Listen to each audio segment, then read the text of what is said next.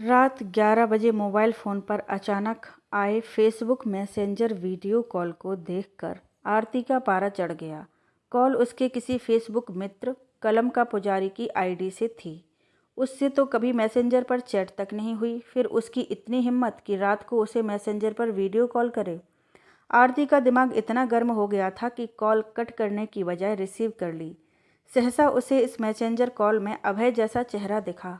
जब तक वह उस चेहरे पर थोड़ा गौर करती तब तक दूसरी तरफ से फ़ोन कट चुका था।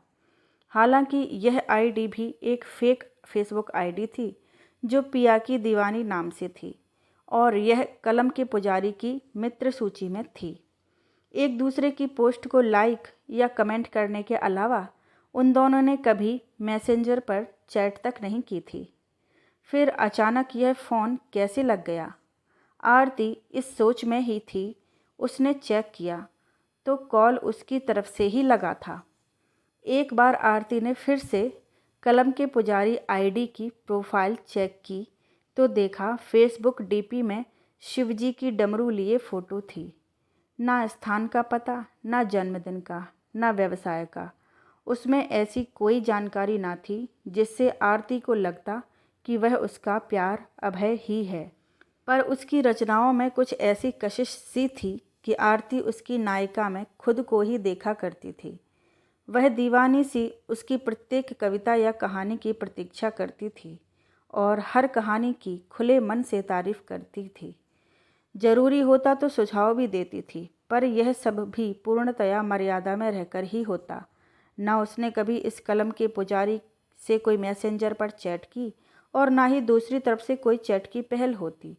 हालांकि उसके हर कमेंट पर संक्षिप्त सा उत्तर, आपकी बहुमूल्य टिप्पणी हेतु आभार, कई बार आरती को झुंझलाने पर मजबूर कर देता।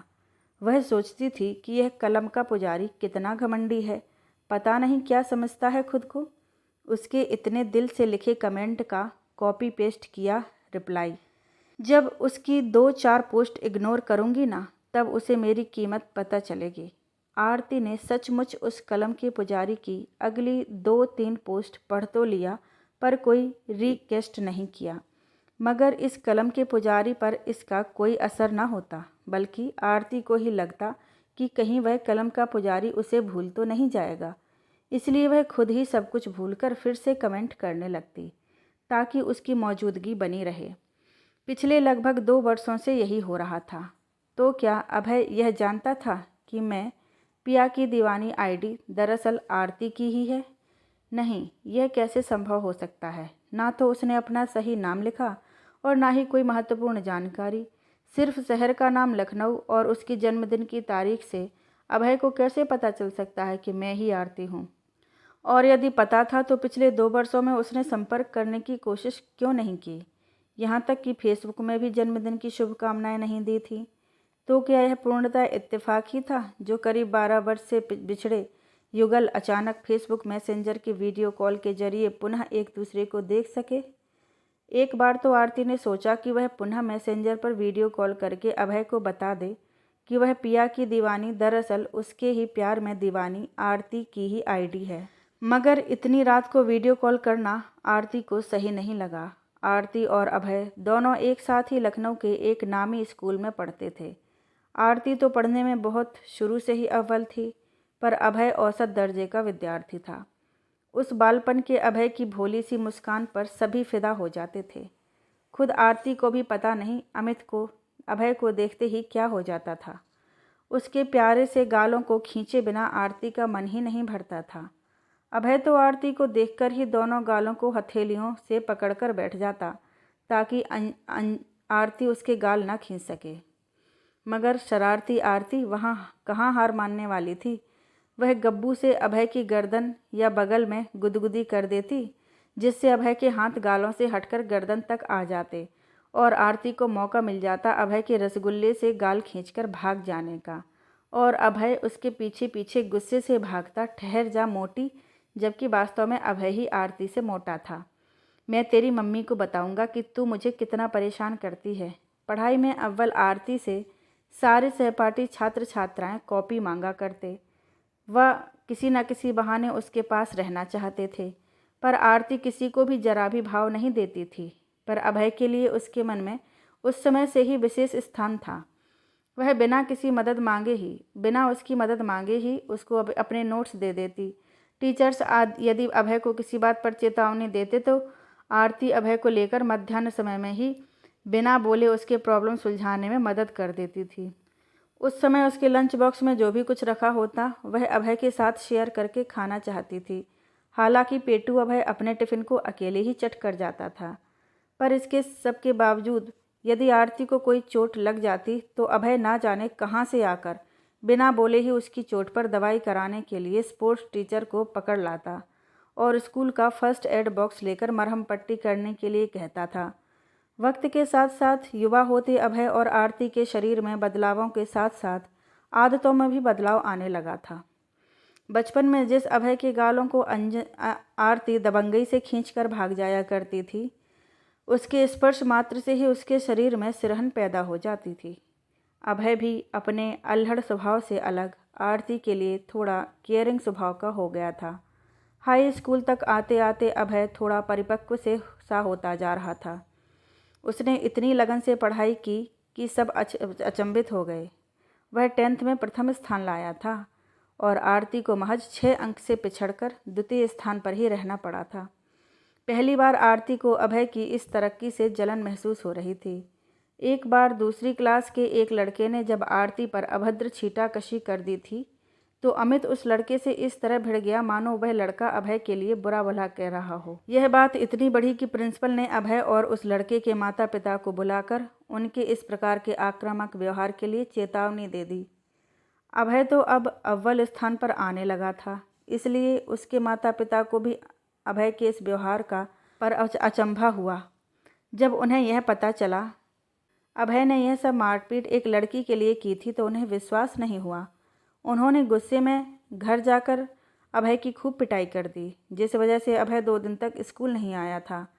चूँकि अभय एक प्रतिभाशाली छात्र था, इसलिए प्रिंसिपल ने एक मनोवैज्ञानिक काउंसलर की मदद से अभय के माता पिता को फ़ोन करके समझाया कि यह सब तो अभय की युवावस्था में हो सकने वाली सामान्य बातें हैं।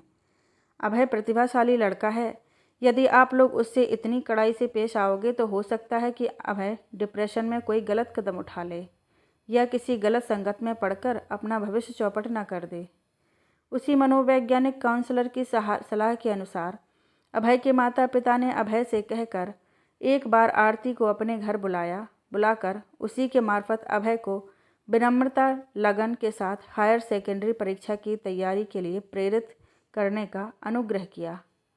पहली बार अभय के घर जाने पर कितना संकोच हो रहा था आरती को, परंतु अभय के माता पिता ने इतनी सहजता के साथ उसे अपना लिया कि आरती एक बार फिर से अभय के साथ अधिकारपूर्वक घूमने फिरने लग गई। इस प्रकार दोनों युवाओं के बीच अनकहे अपरिपक्व प्रेम के नवांकुर फूट चुके थे। आरती और अभय दोनों ने ही हायर सेकेंडरी में विज्ञान विषय लिया था। आरती की मदद और मार्गदर्शन से अभय ने प्रथम स्थान के साथ 12th पास की, पर खुद आरती को 10 अंक पीछे तृतीय स्थान पर ही संतोष करना पड़ा था। अभय के ख्वाब IAS अधिकारी बनने के थे, इसलिए उसने 12वीं के बाद डॉक्टर या इंजीनियरिंग की किसी भी परीक्षा में भाग ही ना लिया। पर आरती डॉक्टर बनना चाहती थी, लेकिन प्री मेडिकल परीक्षा में औसत अंक आने के कारण उसका चयन नहीं हुआ। इसलिए आरती ने अगले वर्ष के लिए पुनः भरकस प्रयास करने की ठानी।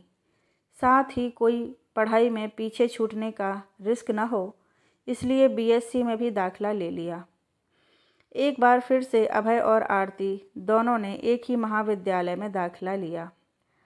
अपनी मेडिकल क्लासेस की कोचिंग की वजह से आरती अक्सर कॉलेज में प्रैक्टिकल्स क्लासेस के समय ही आया करती। बाकी की पढ़ाई वह अभय के नोट्स और खुद के अध्ययन से ही कर लेती थी। इस वजह से अभय का आरती के घर पर आना जाना हो गया था। आरती के पिता रेलवे में नौकरी करते थे और आरती की माँ एक गृहिणी थी। आरती की एक छोटी बहन भी थी, अभिलाषा, जो उस समय हाई स्कूल में पढ़ रही थी। अक्सर आरती की माँ अभिलाषा से कहती कि देख अभय कितना प्यारा लड़का है, जब यह बड़ा होकर अपने पैरों पर खड़ा होगा तो मैं इसकी शादी छुटकी यानी अभिलाषा से करा दूंगी। कितनी सुंदर जोड़ी लगेगी इन दोनों की।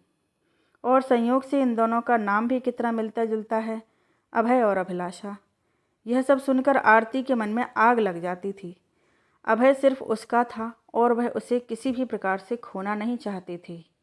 बीएससी प्रथम वर्ष में अभय ने कॉलेज में प्रथम स्थान प्राप्त किया, परंतु आरती प्री मेडिकल एग्ज़ाम की तैयारी के कारण टॉप 10 में भी अपना स्थान नहीं बना सकी और दुर्भाग्य से आरती द्वितीय प्रयास में भी प्री मेडिकल परीक्षा में चयन नहीं हो सका और उसका डॉक्टर बनने का सपना सदा के लिए ही सपना बन गया।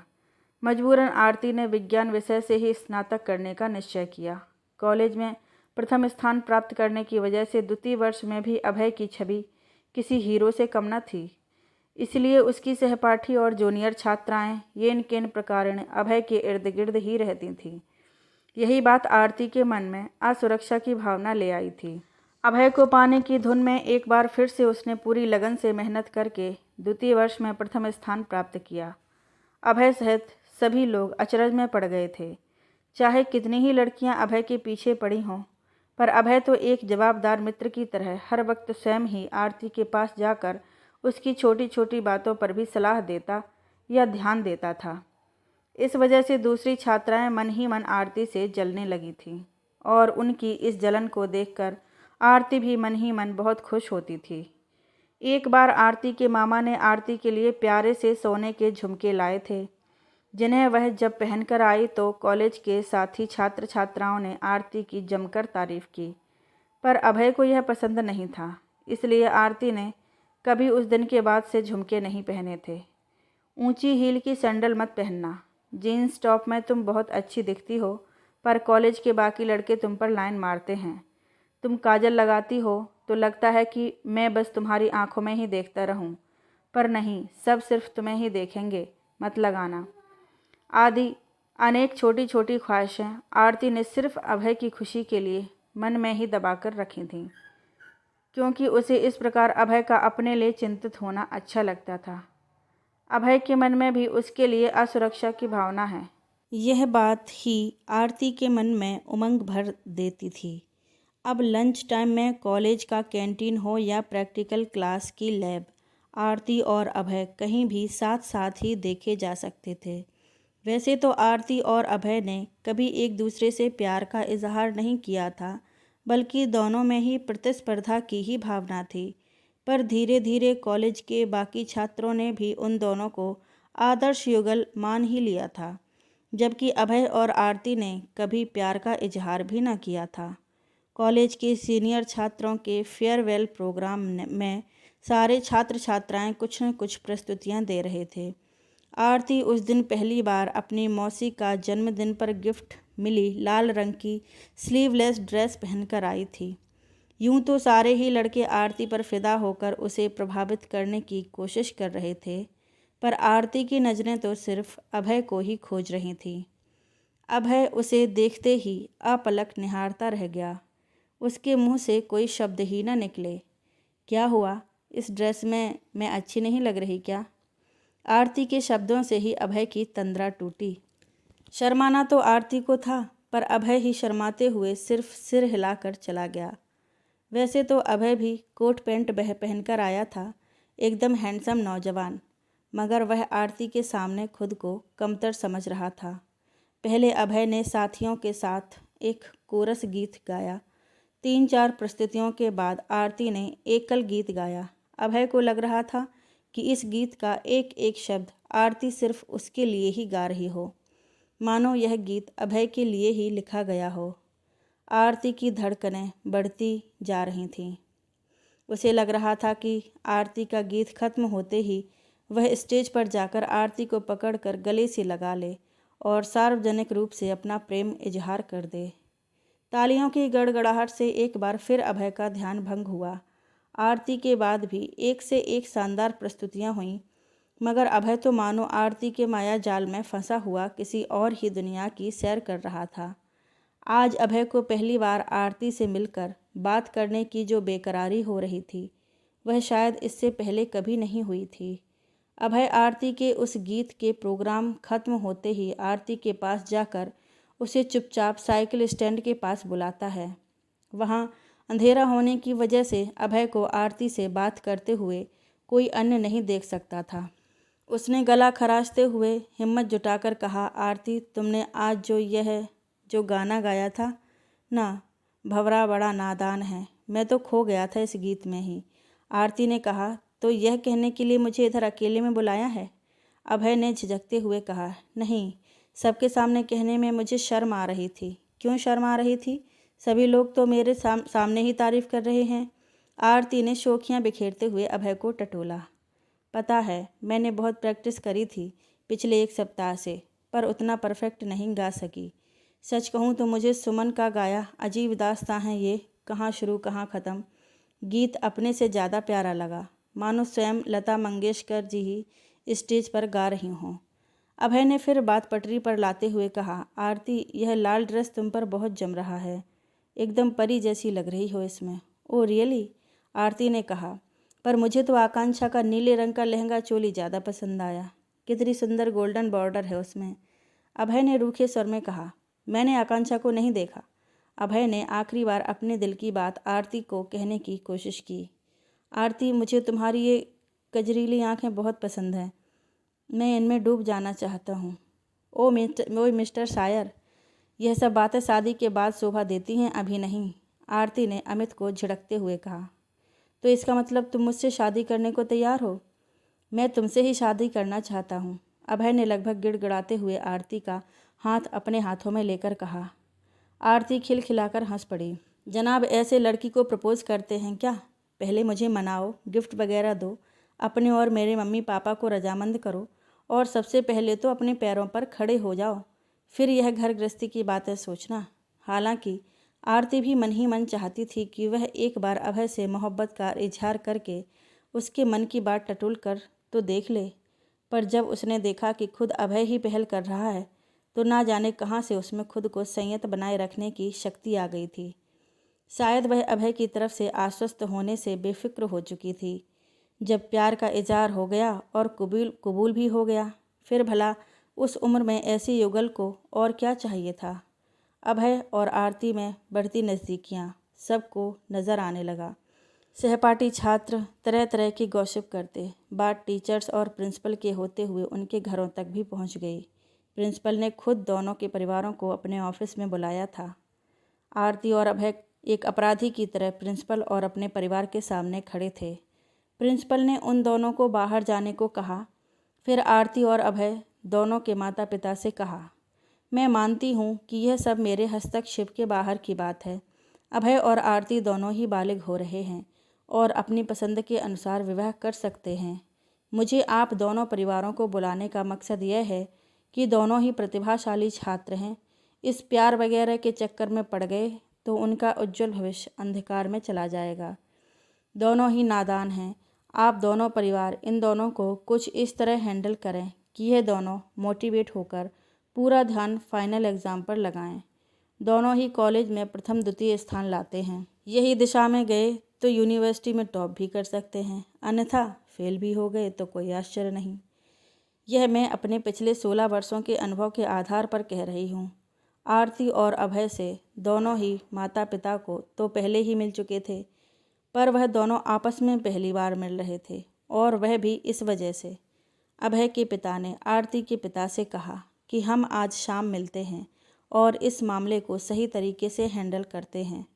दोनों परिवारों ने प्रिंसिपल का शुक्रिया करके घर वापस आ गए।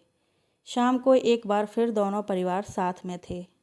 उन दोनों ने ही बच्चों के उज्जवल भविष्य की खातिर शादी का आश्वासन यह कहकर दिया कि यदि अभय और आरती अपने अपने ड्रीम जॉब में लग गए, उसके बाद हम दोनों के ही विवाह में किसी को कोई परेशानी नहीं होगी। उन दोनों के परिवारों ने दुनिया देखी थी, जानते थे कि अभी हामी भर देने से कोई विवाह तो हो नहीं जाएगा। उलट दोनों बच्चे सही दिशा में पढ़ाई करके सेटल हो जाएंगे। उनका यह प्यार तो शारीरिक आकर्षण मात्र है। जब जॉब पर लगेंगे उनको अपने पद और प्रतिष्ठान रूप कोई ना कोई सुयोग्य साथी तो मिल ही जाएगा। परिवार, शिक्षकों के सहयोग, सही ढंग से सहयोग और मार्गदर्शन से उन दोनों ने फाइनल ईयर में यूनिवर्सिटी में अच्छा स्थान बनाने का लक्ष्य रखा था। दोनों ने अच्छी मेहनत के फलस्वरूप आरती और अभय ने कॉलेज में प्रथम व द्वितीय स्थान प्राप्त किया और यूनिवर्सिटी में भी आरती का द्वितीय और अभय का 5वां स्थान लगा था। अभय के पिता ने अभय की इच्छा के अनुसार उसे IAS अधिकारी की परीक्षा की कोचिंग के लिए कोटा भेज दिया। वहीं आरती ने MSc से स्नातकोत्तर करने के लिए लखनऊ विश्वविद्यालय में ही दाखिला लिया। आरती को अच्छे से याद है कि उस वर्ष जब होली की छुट्टियों में अभय घर आया था, तभी वह एक शाम आरती से मिलने उसके घर आया था। उससे शाम को पार्क में मिलने का वादा लेकर। वह शाम आरती के जीवन की सबसे हसीन शाम थी। पार्क की उस बेंच पर आरती और अभय एक दूसरे के हाथ विश्वास से पकड़े हुए डूबते सूरज की सुनहरी धूप देख रहे थे और साथ साथ बुन रहे थे अपने जीवन के सुनहरे सपने। आरती, मेरा IAS में चयन होने पर मुझे 2 वर्ष की ट्रेनिंग के लिए देहरादून जाना होगा। फिर 1-2 वर्ष सेटल होने में लग जाएंगे। तुम मेरे लिए इंतज़ार करना। आरती ने अभय के इरादों को सहमति देते हुए उसके अपने कंधे से अपना सिर टिका दिया। आरती ने कहा कि पिताजी थोड़ा शादी के लिए दबाव बना रहे हैं, पर मैंने ही MSc करने के नाम पर उनको 2 वर्ष के लिए टाल दिया है। तुम मन लगाकर तैयारी करो, मैं तुम्हारे इन मजबूत इरादों के बीच बिल्कुल भी नहीं आऊँगी। अब हम तभी मिलेंगे जब तुम इस परीक्षा को पास कर लोगे। मुझे तुम पर पूरा विश्वास है। मैं तुम्हारा इंतज़ार करूँगी। आरती भरी हुई आँखों से अभय को जाते हुए देख रही थी। वह शाम उन दोनों के मुलाकात की आखिरी शाम थी। अतीत को यादों के झकोरे से झांक रही आरती ने घड़ी की ओर देखा तो उस समय रात के 1:20 हो रहे थे। आरती को समझ ही नहीं आया कि कैसे वक्त इतनी तेज़ी से गुजर गया। उसने निश्चय किया कि सुबह उठते ही मैसेंजर पर मैसेज करते ही वह कंफर्म कर लेगी कि दूसरी तरफ से कलम के पुजारी नाम की ID है, वह दरअसल अभय की है ही या नहीं। सुबह उठते ही उसने बेसब्री में मैसेंजर पर उस ID कलम के पुजारी पर फ़ोन लगाया, मगर वहाँ से कोई रिस्पॉन्स नहीं आया। जब 2-3 बार कोशिश करने पर भी दूसरी तरफ से कॉल नहीं उठा तो आरती नर्वस हो गई। उसने घड़ी की तरफ देखा तो सुबह के 5:45 हो रहे थे। लगता है जनाब इतनी देर तक सोते रहते हैं, सोचकर आरती अपनी दिनचर्या की गतिविधियों में व्यस्त हो गई। उसे ठीक 8 बजे अपने कॉलेज जो पहुंचना था। कॉलेज पहुंचकर आरती अपनी क्लास में इतनी व्यस्त हो गई कि उसका ध्यान मोबाइल पर था ही नहीं। दोपहर में यूं अचानक मोबाइल ऑन किया तो देखा कि मैसेंजर पर अभय की ID कलम के पुजारी से संदेश था। देवी जी, मैं फेसबुक पर आपका मित्र मात्र हूँ और यह मित्रता एक दूसरे की पोस्ट पढ़ने के निमित्त से की गई है। कृपया मैसेंजर ऐप का इस्तेमाल करके वीडियो कॉल के जरिए मुझसे व्यक्तिगत संबंध बनाने की कोशिश ना करें। यदि आप कुछ कहना चाहती हैं तो वह कमेंट मेरी फेसबुक वॉल पर ही लिखें, मुझे ज़्यादा खुशी मिलेगी। पुनः मैसेंजर कॉल करने की दशा में आपको ब्लॉक या अमित्र कर सकता हूँ। उफ, इतने साल हो गए पर बंदे का एटीट्यूड नहीं बदला, सोचकर आरती को हंसी छूट गई। गोया कोई और अवसर होता तो इसी बात पर किसी का भी खून खौल उठता, पर अभय यह तो नहीं जानता था ना कि पिया की दीवानी ID दरअसल आरती की ID है। आज के समय में लड़के तो बस अवसर ही देखते हैं लड़की से बात करने का, पर यह महाशय तो वीडियो कॉल करने वाली लड़की को ही झिड़क कर भगा रहे हैं। मतलब अब भी उसका चरित्र अच्छा ही होगा। आरती ने उसे मैसेज किया, तुम अभय हो ना? काफ़ी देर तक कोई प्रत्युत्तर ना आने पर आरती कॉलेज की टीचिंग पूर्ण करके घर वापस आ गई। शाम को जब वह वापस आई तो मैसेंजर पर अभय का उत्तर था, जी, कौन हैं आप और मुझसे क्यों इतना व्यक्तिगत रूप से जुड़ना चाहती हो? मैं क्या हूँ, कौन हूँ, क्या करता हूँ, यह सब मेरा व्यक्तिगत है और मैं यह सब किसी से साझा करने में यकीन नहीं रखता। मैं सिर्फ साहित्य के पठन और पाठन के लिए ही इस सोशल मीडिया से जुड़ा हूँ। इसके अलावा मैं अन्य कोई जानकारी नहीं दे सकता।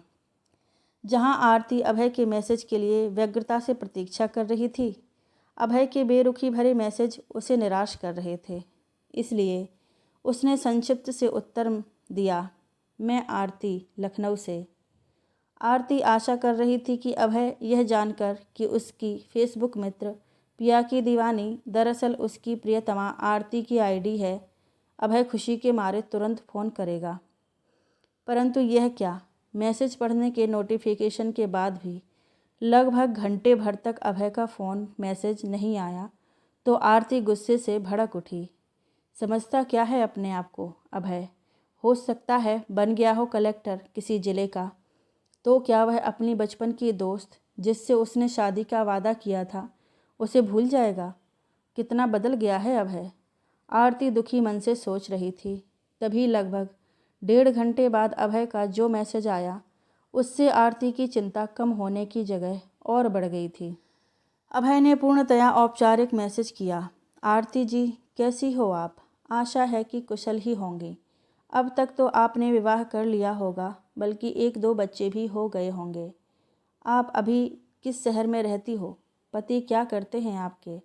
2 वर्ष से आपके संपर्क में हूँ, लेकिन मुझे पता नहीं था कि पिया की दीवानी आपकी ही आईडी है, वरना आपके मैसेंजर वीडियो कॉल करने पर इतनी बेरुखी ना दिखाता।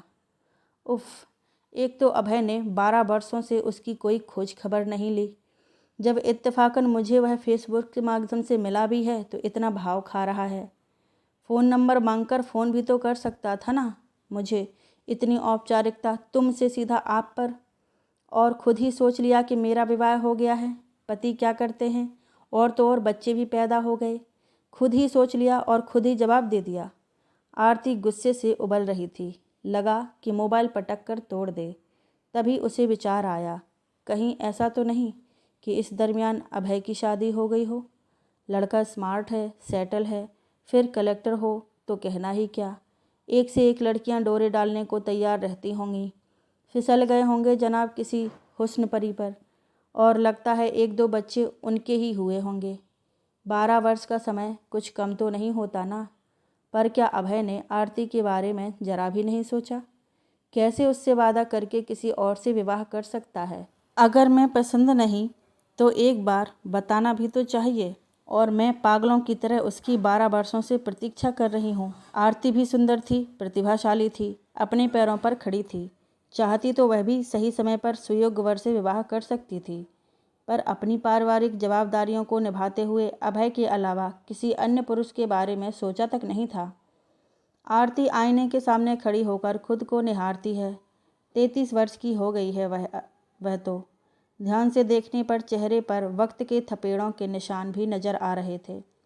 आरती दुखी मन से सोच रही थी, आखिर उसे क्या मिला इतनी शिद्दत से अभय से मोहब्बत करने पर। पिछले 12 वर्षों से वह सोच रही थी कि एक दिन अभय उसे खुद ढूंढते हुए खुद आएगा और कहेगा, आरती देखो, मैं कलेक्टर बन गया हूँ, अब पूरी तरह से सेटल हो चुका हूँ, मैं तुमसे विवाह करना चाहता हूँ। और हकीकत में हो क्या रहा है? अब आरती का क्या होगा? 33 वर्ष की परिपक्व महिला से कौन विवाह करेगा? इतने बेहुदा सवालों का सामना करना पड़ेगा उसे। अब तक विवाह क्यों नहीं हुआ? कहीं कोई शारीरिक कमी तो नहीं? अनेक सवाल मुँह बाए खड़े थे। आरती ने अभय को सबक सिखाने और अपनी खीज मिटाने के लिए अभय को प्रत्युत्तर दिया। अभय जी, मैं अपने परिवार के साथ सकुशल हूँ। अच्छा लगा कि आपसे पुनः संपर्क हो सका। मैं अपने पति और बच्चों के साथ लखनऊ में ही सेटल हो गई हूँ। मेरे पति और बच्चे मुझे बहुत प्यार करते हैं और हम सब यहाँ आनंद पूर्वक रह रहे हैं। आओ कभी लखनऊ आए तो हमारे घर ज़रूर पधारिए। मेरे पति से मिलकर आपको प्रसन्नता होगी। आरती सोच रही थी कि कहीं ऐसा तो नहीं कि अभय मेरे इस मैसेज के बाद मुझे शादीशुदा समझकर मुझे अपनी ज़िंदगी से अलग ही कर दे। हो सकता है मुझे ब्लॉक करके इत्तेफाकन हुए इस संपर्क को सदा के लिए ही समाप्त कर दे। इतना बदल चुका है वह कि उसके बारे में पूर्वानुमान लगाना कठिन है। इसलिए आरती मैसेंजर पर जाकर वह चैट अनसेंड करने की सोचती है। तभी दिखता है कि अभय ने वह मैसेज पढ़ लिए हैं। जब तक वह कुछ और सोच या कर पाती, अभय का ही मैसेंजर पर वीडियो कॉल आ गया, जिसे आरती ने गफलत में काट दिया। आरती नहीं चाहती थी कि वीडियो कॉल पर उसकी सूनी मांग और व्यग्र चेहरे को पढ़कर अभय को बिना बोले ही सारी हकीकत पता चल जाए। अभय का वीडियो कॉल कट करके आरती ने मैसेंजर वॉइस कॉल किया। हेलो अभय जी। अभय जी, मुबारक हो आपको, आपका परिवार। मेरा वीडियो कॉल क्यों नहीं उठाया? आरती, शादीशुदा महिलाएं इतनी रात को पराये पुरुष से वीडियो कॉल पर बात नहीं करती। आरती ने बिना सोचे ही बोल दिया। अभय, ओह, बोल तो ऐसे रही हो जैसे अभी कल ही शादी हुई हो। 2 दिन पहले ही तो आपने रात को और सुबह सुबह मुझे वीडियो कॉल किया था। आरती आपने अपने ही बोल में फंस गई थी। उसे कुछ नहीं सूझा तो उसने कहा, क्या करती मैं? कितने वर्ष तक प्रतीक्षा करूं तुम्हारी? तुम तो अभी भी मुझसे दूर भाग रहे थे। मैंने ही तुम्हें इत्तेफाकन लगे मैसेंजर वीडियो कॉल से पहचान कर खोज निकाला, वरना तुम तो अब भी मुझसे नहीं मिलते। बोलो, क्यों दूर भाग रहे हो? पसंद नहीं थी तो बता देना था ना मुझे। मैं अपनी आधी ज़िंदगी तुम्हारे नाम पर बर्बाद तो ना करती। बताओ, क्यों किया तुमने ऐसा मेरे साथ? अभय ने भर्राई हुई आवाज़ में कहा, क्योंकि तुमने ही मुझे कहा था कि अब हम तभी मिलेंगे जब मैं कलेक्टर बन जाऊंगा। मैंने 3 वर्षों तक IAS अधिकारी बनने के लिए लगन से मेहनत की थी, पर अफसोस मैं वह ना बन सका जो बनकर मैं तुम्हारे पास आकर तुम्हारा हाथ मांगने तुम्हारे माता पिता से मिल पाता। कलेक्टर ना बन सका तो सोचा कि कम से कम UPSC परीक्षा देकर डिस्ट्रिक्ट मजिस्ट्रेट बनकर प्रशासनिक अधिकारी तो बन पाता, पर यहाँ भी तकदीर धोखा दे गई।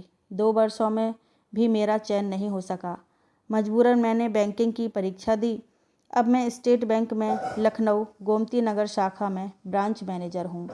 कभी कभी अपने विचारों को लेख और कविता कहानियों के माध्यम से फेसबुक, सोशल मीडिया आदि पर पोस्ट करता हूँ, जहाँ प्रबुद्ध लेखकों से जुड़े रहने के लिए अपनी पहचान छुपाकर कलम के पुजारी नाम से पोस्ट किया करता हूँ।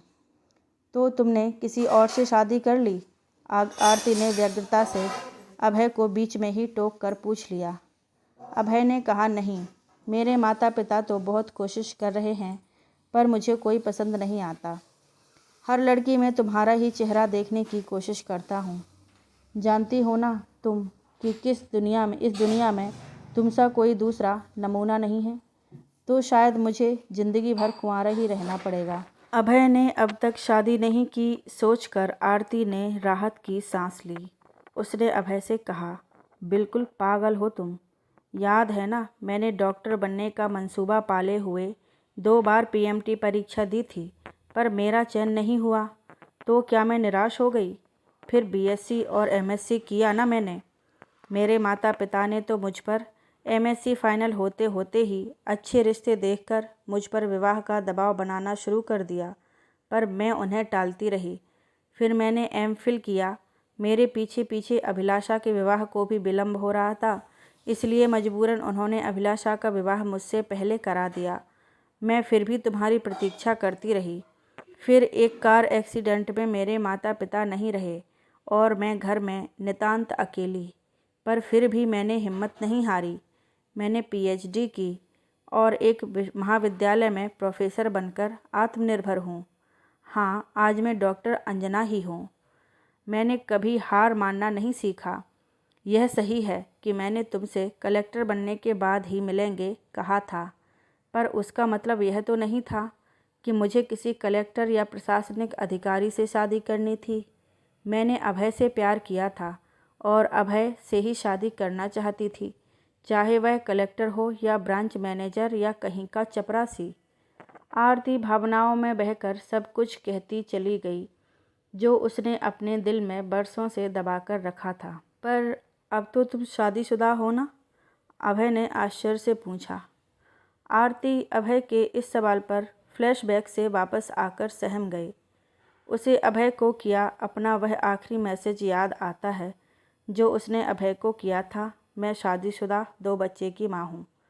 अब तक वह समझ चुकी थी कि अभय भी उसकी तरह अविवाहित ही है और उससे ही प्रेम करता है, पर निरा बेवकूफ़ है यह अभय। कलेक्टर नहीं बना तो क्या, अपनी महबूबा से सच कहने की बजाय भागता फिर रहा है। सच में कितना मूर्ख है यह अभय, सोचकर आरती ने उसे और मूर्ख बनाने की सोची। उसने अभय से कहा, सुनो, मेरे पति आते ही होंगे। तुम ऐसा करो, कल शाम तक जब ब्रांच ऑफिस से छुट्टी हो जाएगी तो मेरे यहाँ आना। मैं तुम्हें अपने पति और बच्चों से मिलवाती हूँ। मैंने उन्हें तुम्हारे बारे में सब बताया है। तुम उनसे मिलकर बहुत खुश होगे। बाय। अब फ़ोन रखती हूँ। और मेरा घर अब भी वही है, पुराना वाला। आना ज़रूर, इस बार कोई बहाना नहीं चलेगा, कहकर आरती ने फ़ोन कट कर दिया। दूसरे दिन ऑफिस जाने से पहले ही आरती ने घर में काम वाली बाई को घर की साफ़ सफाई के अलावा खिड़की दरवाज़ों के, सोफ़ा के, डाइनिंग टेबल के कपड़े बदलने को कहा। काम वाली बाई ने अचरज से आरती की ओर देखा। आरती तो मन ही मन में इतना खोई हुई थी कि उसका ध्यान काम वाली बाई के भावों पर नहीं गया। शाम को कॉलेज से आकर आरती व्यस्त हो गई।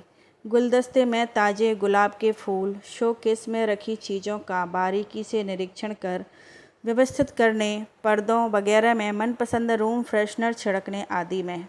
फिर रसोई में जाकर मनपसंद स्नैक्स, मिठाई बनाकर डिनर की थोड़ा बहुत तैयारी करके तैयार होने लगी। अभय की मनपसंद लाल रंग की साड़ी के साथ स्लीवलेस ब्लाउज, मैचिंग के झुमके, नेकलेस, कंगन, पायल, दुल्हन की तरह सज रही थी आज आरती। सजती भी क्यों नहीं, आज बरसों बाद उसका प्रियतम घर जो आ रहा था। आँखों में काजल लगाते हुए आरती अपने दुल्हन से रूप को देखकर खुद ही शर्मा जाती है। इधर अभय सोच रहा था, अरे आरती ने मुझे घर बुलाया है तो मुझे जाना चाहिए या नहीं, पर नहीं गया तो आरती बुरा मान जाएगी। नहीं, मुझे तो जाना ही पड़ेगा। तो कैसे मिलूँगा मैं अपनी गर्लफ्रेंड के पति से, और उसके बच्चे मुझे क्या कहेंगे। ब्रांच मैनेजर होने के नाते अब तक सैकड़ों महिलाओं और उनके रिश्तेदारों से मिला हूँ, पर ऐसा अजीब तो मुझे कभी नहीं लगा। अभय आज अपने असिस्टेंट ब्रांच मैनेजर को ऑफिस बंद करने की जिम्मेदारी देकर उसे कुछ ज़रूरी काम है कहकर ठीक 5 बजे बैंक से निकल गया। घर पहुंचकर वैसे तो शायद ही कभी नहाता होगा, पर आज शेविंग करके फिर से नहा धोकर तरोताज़ा हो गया। अपनी मनपसंद जीन्स और टी शर्ट, स्पोर्ट्स शूज़ पहनकर वह किसी कॉलेज जाने वाले छात्र से कम नहीं लग रहा था। पहली बार आरती के घर जा रहा हूँ तो क्या ले जाऊँ, यह सोचकर अभय ने फ्लावर गार्डन नामक फूल बेचने की प्रसिद्ध दुकान से एक सुंदर सा ताज़े गुलाब के खुशबूदार फूलों का गुलदस्ता खरीदा। वहीं से पास की दुकान से आरती के बच्चों के लिए 2 बड़ी डेयरी मिल्क सिल्क चॉकलेट खरीदी। और आरती के लिए क्या खरीदना है, बहुत सोचने पर उसे याद आया कि आरती को बचपन से टेडी बियर बहुत पसंद है, तो उसने एक बड़ा सा सुंदर फोम का गुलाबी रंग का टेडी बियर खरीदकर अपनी कार में रख लिया। अब तक उसे आरती का भी फ़ोन आ गया था, तो वह जल्दी से कार चलाकर आरती के घर पहुंचकर कार का हॉर्न बजाता है। वह सोचता है कि शायद आरती के पति या बच्चे बाहर आकर दरवाज़ा खोलेंगे, पर शायद किसी ने आवाज़ नहीं सुनी थी। इसीलिए वह स्वयं ही टेडी बियर, चॉकलेट और गुलदस्ता लेकर आरती के घर की डोर बेल बजाता है। दरवाज़ा आरती ही खोलती है और अभय को अंदर सोफे पर बैठने को कहती है। लाल साड़ी में आरती बहुत ही मोहक लग रही थी। अभय तो उसे अपलक निहारता रहा। जब आरती ने पानी का गिलास अभय को थमाया तब उसकी तंद्रा टूटी और हड़बड़ाहट में बोल दिया, यार तुम तो पहले से भी सुंदर दिखने लगी हो। उसकी बात सुनकर आरती खिलखिलाकर हंस पड़ी और बोली, खुद को देखो, तुम तो कॉलेज जाने वाले लड़के की तरह लग रहे हो। अच्छा दिखाओ क्या लाए हो मेरे लिए। अभय के साथ लाए गिफ्ट को देखकर आरती हंस पड़ी। उफ, ये गुलाब, ये चॉकलेट, ये टेडी बियर, यानी रोज़ डे, चॉकलेट डे और टेडी बियर डे सब आज ही मना लोगे क्या। अभय ने यह तो सोचा ही नहीं था कि ऐसा भी संयोग हो सकता है। वह झेंपते हुए आरती से बोला, नहीं, यह टेडी बियर सिर्फ तुम्हारे लिए, गुलदस्ता तो तुम्हारे पति के लिए और चॉकलेट दोनों बच्चों के लिए लाया हूँ। ओहो, तो ये बात है, बड़ी जल्दी हो रही है मेरे पति से मिलने की। पहले चाय और स्नैक्स तो ले लो, फिर मैं उनसे मिलवाती हूँ। चाय पीते पीते अभय को यही बात थोड़ा खटक रही थी। अगर किसी के घर कोई मेहमान आता तो घर के पुरुष सदस्य पहले स्वागत करते हैं। यहाँ तो अब तक नहीं आया कोई। हो सकता है कि वह बीमार हो या कोई शारीरिक विकलांगता। अभय चाय खत्म होते ही आरती से बोला, चलिए मिलवाइए जरा अपने पतिदेव से। आरती ने कहा, यह क्या बात है इतनी बेसब्री से मेरे पति से मिलने की। चलो मिलवाती हूँ तुम्हें अपने पति से। उसके लिए तुम्हें अंदर मेरे रूम तक आना पड़ेगा। अभय को लगा कि उसका शक सही साबित हो रहा है। शायद वह बीमार या अपाहिज हो सकते हैं। इसीलिए उसने अपने साथ लाए गुलदस्ते और चॉकलेट लेकर आरती के पीछे पीछे उसके बेडरूम पर चल पड़ा। अभय ने देखा कि उस बेडरूम में या बेड पर तो कोई शख्स नहीं है। इसलिए उसने अचंभित होकर आरती से पूछा, कहाँ हैं तुम्हारे पतिदेव? आरती ने सामने लगे बड़े से ड्रेसिंग टेबल की तरफ देखकर अभय की ओर इशारा करके कहा, यह हैं मेरे पति, पिछले 12 वर्षों से मेरे मन के स्वामी। अब तक अभय आरती की सोनी मांग और बिना मंगलसूत्र के गला देखकर सब समझ चुका था। वह उसका हाथ थामते हुए बोला, और वह दोनों बच्चे?